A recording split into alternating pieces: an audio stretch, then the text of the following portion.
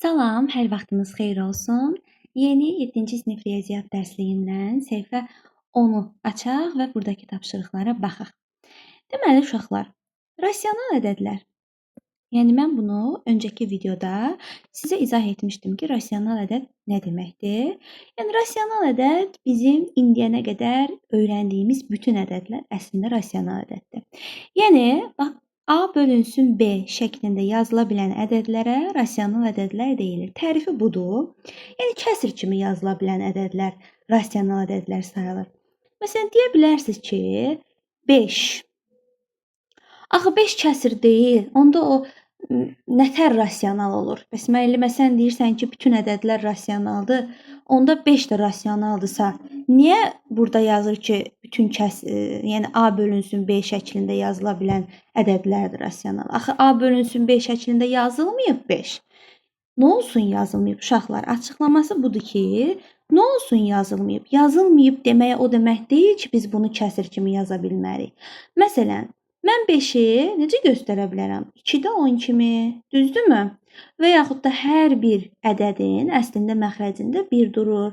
Görürsünüz, 10-u 2-yə böləndə də 5 eləyir, 5-i 1-ə böləndə də 5 eləyir. Yəni, baxmayaraq ki, bu kəsr deyildi, amma mən bunu kəsr kimi göstərə bildim. Göstərə bilirəmsə, demək ki, bu rasional. Yəni, əslində biz, məsələn, tam ədəd olsaydı bu, mənfi olsaydı, bunu belə mən göstərə bilirəm. Aydındırmı? Yəni, bütün ədədləri əslində biz indiyənə qədər öyrəndiyimiz bütün ədədləri biz kəsr kimi göstərə bilirik. Bu səbəbdən onlar adlanır rasional ədədlər.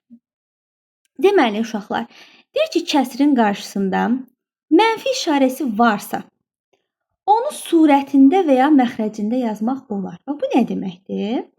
Məsələn, yazıram ki, tutaq ki, 3-də 4 ya da olsun 4-də 3. Bax, mən bunu mənfi etmək istəsəm kəsrin qabağında yazaram mənfi 4-də 3-ü. İstəsəm 4-ün qabağında yazaram. İstəsəm 3-ün qabağında yazaram. Yəni, heç bir fərqi yoxdur. Bu mənfi işarəsi surətdə də yazıla bilər, məxrəcdə də yazıla bilər, kəsrin qabağında da yazıla bilər. Bunlar hamısı bir-birinə bərabərdir. Hamısı eyni şeylərdir. Hamısı eyni şeylərdir. Daha sonra bir yazılışında vergüldən sonra sonlu sayda rəqəmi olan onluq kəsrlərin rasional ədəd olduğunu göstərmək olar. Yəni ki, yenə də deyirəm, tutaq ki, mən yazıram bura kəsr bir ədəd yazıram. 0,23. Yəni, nə olsun ki, bu kəsr kimi göstərilməyib? Göstərərəm də, nə var ki, bunu kəsr kimi göstərməyə? %23 və salam. Yəni, hər şeyi biz kəsr kimi göstərə bilirik əslində. Göstərə bilmədiyimiz ədədlər də var.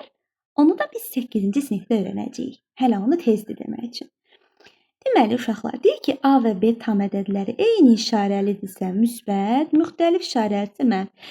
Nəysə, buralar gəlməzsə öz bildiyim şəkildə izah eləyim. Qarışdırmayacaqsınız. Yəni, buradan oxuyanda adam biraz qarışdıra bilir. İlk dəfə oxuyuruqsa, ilk dəfə mövzu ilə tanış oluruqsa, oxuyanda biraz adam qarışdırır. Amma əslində çox sadə bir şey deyir. Yəni, demək istəyir ki, uşaqlar, məsələn, yazıram 4-də 3. 4-də 3. Bax, mən bu mənfidən 2 dənə yazsam bura. Axı, biz keçən dərsimizdə öyrənmişdik. 2 dənə mənfi olanda nə olur? Bunlar bir-birini aparır, olur müsbət 4-də 3. Aydındır? Amma məsələn, mən yazsam əgər burada mənfi 4-də 3 yazsam, hələ bu mənfidir, mən götürüb bu mənfini ata bilmərəm. Ancaq 2 dənə mənfi olanda onlar bir-birini aparar, müsbət 4-də 3 olar. Yaxşı, qayda dəftərlərimizə qeyd olunsun bu. Daha sonra uşaqlar, deyir ki, kəsrin əsas xassiyəsinə görə onun surət və məxrəcini sıfırdan fərqli eyni ədədə vurduqda və ya böldükdə həmin kəsrə bərabər kəsr alınır. Biz bunu 5-ci sinifdən bəri işləyirik, bilirik. Nə deməkdir? Bu ixtisar aparmaq. 6-cı sinifdə nə qədər kəsr ixtisar aparmışıq? Yəni, fərq nədir ki? Biz 28-də 20 kəsri var. Biz bunu ixtisar aparmağı bilmirik bəyəm. 6-cı sinifdə yüzlərlə kəsr ixtisar aparmışıq. Götürərəm bunu 4-də ixtisar apararam. Qalar 7-də 5. Fərq nədir bəs burada? Heç nə, bir dənə mənfi işarəsi. Bu mənfidirsə qalacaq mənfi 7-də 5. Yəni, bircə dənə mənfi bu boyda yeni dərs yaradır da, belə deyim burada. Amma əslində bildiyiniz şeylərdir. Heç bir çətin, heç bir şey yoxdur. Gəl keçək tapşırıqlara vaxt itirmədən. 4-cü tapşırığa baxaq. Deyir, verilən rasional ədədlərin müsbət, yoxsa mənfi ədəd olduğunu müəyyən edib əksini yazın. Ay uşaqlar, dedik ki, 2 dənə mənfi olanda ancaq mənfilər gedir, müsbət qalır. Bax, burada mənfi bir dənədir. Düzdür? Bir dənədirsə, deməli bu nədir? Mənfi olacaq. Amma burada 2 dənə mənfi var. Deməli bunlar bir-birini aparacaq. Nə olacaq? Müsbət. Bax, burada bir dənədir. Deməli bu mənfidir. Bax, burada da 2 dənədir. Bir-birini aparacaq, olacaq nə? Müsbət. Burada da 2 dənədir. Bir-birini aparacaq, olacaq müsbət. Burada da 2 dənədir. Bir-birini aparacaq, olacaq nə? Müsbət. Vəssalam. Bu qədər sadə. Görək 5-ci tapşırıqda nədir? Bir verilən rasional ədədləri məxrəci natural ədəd olmaqla ixtisar olunmayan kəsr şəklində yazın. Verilən rasional ədədləri məxrəci natural ədəd olmaqla ixtisar olunmayan kəsr şəklində yazın. Deməli, məxrəci ixtisar olunmayan kəsr şəklində yazın. Mən nə edəcəm? Bunu ixtisar aparacam. 24 ilə 32-ni ixtisar aparıram. Gəlin bunları qıraqda yazaq. Mən bu ekranı bölüm 2 yerə.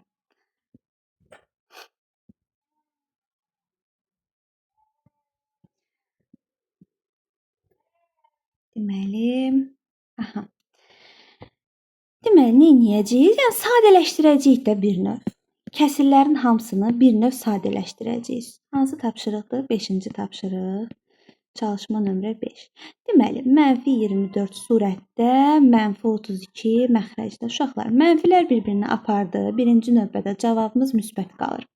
24 ilə 32 ilə nə ixtisar apara bilərəm? 8-ə. 24-ü 8-ə böləndə 3, 32-ni 8-ə böləndə 4 qalacaq. Daha sonra keçək bu birisinə. Yəni, mənfi 51, 34. Baxın, mənfidən bir dənə varsa elə kəsirimiz mənfi olaraq qalacaq. Mən bunu ixtisar apararam 17-yə. 34-ü 17-yə bölsəm 2, 51-i 17-yə bölsəm 3. Deməli ki, mənfi 3-də 2 cavabımız olacaq. Daha sonra bu birisinə baxaq. Mənfi, bir dəqiqə. Baxın uşaqlar, 2 dənə mənfi var. Deməli, mənfi bir-birini aparacaq, müsbət qalacaq. 75 ilə 50. İndi bunu da ixtisar aparsam 25-ə, 50-ni 25-ə böləndə 2, 75-i 25-ə böləndə 3. Cavab nə eləyəcək? 3-də 2. Davam eləyək. Mənfi 21, müsbət 28. Uşaqlar, bir dənə mənfi varsa cavab elə mənfi olacaq. 28 ilə 21-i də ki, mən aparacam ixtisar nəyə? 7-yə. 28-i 7-yə bölsəm cavab eləyəcək 4, 21-i 7-yə bölsəm 3. O da bərabərdir mənfi 1 tam 3-də 1. Digərinə baxaq. Mənfi 0,8. Mənfi 0,8 nədir?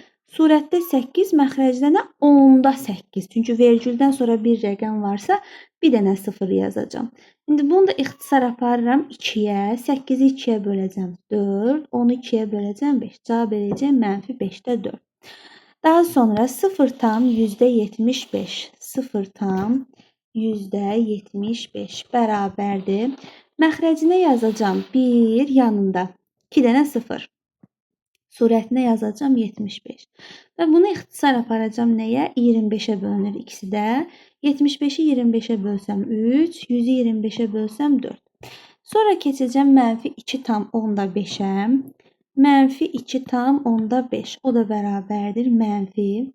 Surətdə yazacam nə? 25 və yaxud da elə belə yaza bilərəm. 2 tam 10-da 5. Yəni məxrəcdə 10, surətdə 5. 5-i ixtisar aparsam bunu da mənfi 2 tam 5-i 5-ə böləndə 1, 10-u 5-ə böləndə 2, 2-də 1. Sonra axırıncısına baxaq. Mənfi 1 tam %25. O da bərabərdir mənfi 1 tam. Məxrəcdə 100, surətdə 25. 100 ilə 25-də 4, 25-in özünə ixtisar aparsam 25-i 25-ə böldüm 1, 100-i 25-ə böldüm 4. Cavab eləyir mənfi 1 tam 4-də 1. Bu qədər.